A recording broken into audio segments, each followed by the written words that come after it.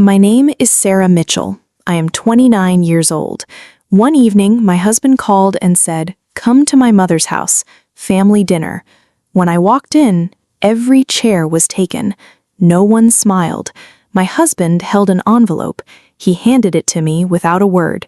I opened it, read it, and looked up at 30 people waiting for me to break. I didn't break. Before I tell you what happened next, make sure to like and subscribe to the channel and tell me your country in the comments. Now, let's begin. The call came at 4 p.m. "Family dinner at Mom's," James said. "Be there by 6. Something in his voice. Not cold, not warm. Tight. "Tonight?" I said. "That's sudden." "She just put it together," he said quickly. "It's important." A pause. Small, but there. "Is everything okay?" I said. "Just come," he said, and he hung up. I stood in our kitchen for a moment. Our son Lucas was in his high chair eating crackers. 2 years old, dark eyes, James's nose, my stubbornness. He held a cracker out toward me. "Thank you," he said seriously. I took it. "Thank you," I said. He beamed. I kissed his forehead and started getting him ready. Told myself I was overthinking. Told myself family dinners were normal. Told myself the tightness in James's voice was work stress. I was wrong about all of it. His mother, Patricia's house was full when I arrived. Every car I recognized in the driveway. James's sister Wendy, his uncle Frank, cousins, aunts. The entire family for a Tuesday evening dinner. My stomach tightened as I unbuckled Lucas. He clapped his hands at the change of scenery, completely happy, completely unaware. Patricia opened the door before I could knock. She didn't smile. "Come in," she said. Just that. The living room was arranged strangely, chairs in a loose semicircle, everyone already seated. Conversations that stopped the moment I walked in, eyes turning toward me one by one. No one smiling, no one greeting me. Lucas felt the shift. His hand gripped my sleeve. "Hi," I said, my voice thinner than I intended. No one answered. James stood near the window. He didn't come to me, didn't reach for Lucas, didn't move. He just walked forward slowly, holding an envelope. He handed it to me without a word. My fingers felt clumsy opening it. The paper inside was crisp, official. I read the header. Something cold spread through my chest. Then I read the number. I read it twice. Then I looked up at my husband. "What is this?" I said.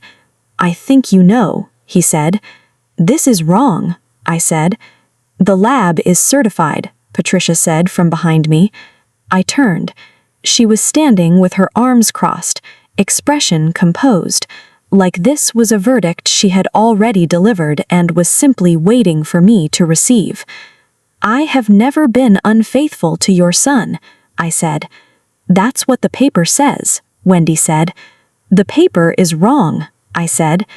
"Tests don't lie," Frank said. "They can. There can be errors, mix-ups, procedural failures. Or," Patricia said, "there can be the truth." The room murmured. I looked at James. "You believe this?" I said. He looked at the floor. "I don't know what to believe," he said. That was my answer.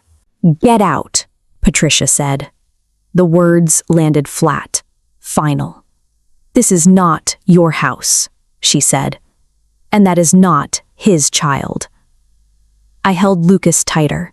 He pressed his face into my shoulder. "He is your grandson," I said. "Look at him." Nobody looked. "Look at him," I said again.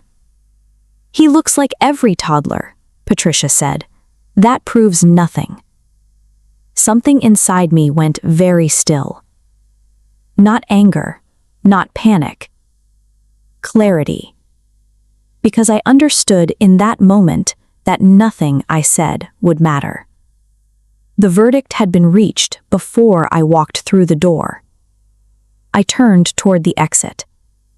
Lucas in my arms, my hand on the door handle, and the door opened from the other side. A woman stepped in. Late 30s, professional, carrying a folder. She looked around the room calmly. Her eyes found the envelope still in my hand. "I'm looking for the family who submitted a paternity test," she said. "Case reference 4471. James frowned. "That's us," he said slowly. "Who are you?" "My name is Dr. Karen Ellis," she said. "I'm the Quality Assurance Director at Meridian Diagnostics." She held up her ID. "The lab that processed your test," she said. The room shifted. Patricia stepped forward. "We already have the results," she said sharply. "Yes," Dr. Ellis said calmly. "That's why I'm here." She didn't raise her voice. She didn't need to. "During a routine internal audit today," she said, "a chain of custody irregularity was identified in a batch of samples processed last month." "What kind of irregularity?" James said. "A labeling error during intake," she said. "Specifically, 2 samples were transposed during processing." Silence. "Transposed?" Patricia repeated. "The DNA attributed to the male subject in your case," she said, "was not his sample." The room did not explode. It went very quiet.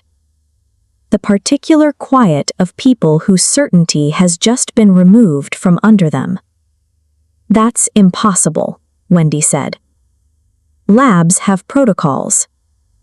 "They do," Dr. Ellis agreed. "And when those protocols fail, we are legally and ethically required to notify all parties immediately." She opened her folder. "We conducted an expedited retest," she said. "Using verified samples, correct chain of custody. Cross-checked at every stage." She placed a document on the coffee table. "The results are conclusive," she said. James picked it up. I watched his face as he read. 99.998%, he said quietly. Dr. Ellis nodded. "Probability of paternity," she said. "The child is his." The room was completely still. Dr. Ellis gathered her folder. "The original result should never have been released in the condition it was," she said. "The lab takes full responsibility. I'm deeply sorry for the distress this has caused." She looked at me briefly. Something in her expression that wasn't quite an apology, but acknowledged everything. Then she turned and walked out. The door clicked shut. And it was just us again. James set the paper down. He wasn't looking at it anymore. He was looking at Lucas. Lucas, who had fallen asleep against my shoulder during the last few minutes. Completely peaceful. His breathing slow and even. "He's mine," he said. Not a question. "He has always been yours," I said. James looked at me. And I saw it. The full weight of what he had done land on him all at once. Not just the test, not just the accusation. The room he had brought me into. The chairs arranged in a semicircle. The 30 people he had assembled to watch. The silence he had maintained while I stood there alone. "I'm sorry," he said. 2 words. They weren't enough. He knew that. "Are you?" I said. He flinched. Because you didn't just doubt me, I said. You investigated me, behind my back, for weeks. And then you brought me here, to your mother's house, with your entire family, to watch me receive that envelope. I didn't plan it like. You didn't stop it either. That landed. Patricia stepped forward. If the test was wrong, I said. The test was wrong, and you were wrong, all of you. She pressed her lips together. I told him to leave, she said. I pointed at me and told him to get out of my house. Diane, James started. Patricia, I said. You pointed at me, I said, in front of everyone, and told me to get out while I was holding your grandson. The room was completely silent. That is something I will not forget, I said. I shifted Lucas in my arms. He stirred slightly, but didn't wake. I looked around the room one last time. At the faces that had been so certain 40 minutes ago. At the uncle looking at the floor. At Wendy with her arms no longer crossed, hanging awkwardly at her sides.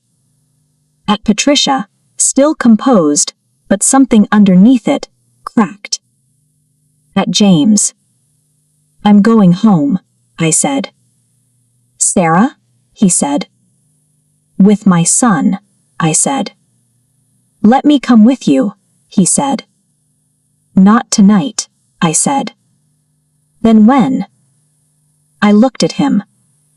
When you've decided whether you want to rebuild something, or just pretend this didn't break it. He had no answer. Because there wasn't a good one. I walked to the door. This time, nobody stopped me. Nobody told me to leave. Nobody told me to stay. And the silence felt more honest than anything that had come before it. The night air outside was cool. Lucas slept against my shoulder all the way home. I put him in his crib, stood watching him breathe, thought about trust. Not the kind people declare out loud, the quiet kind.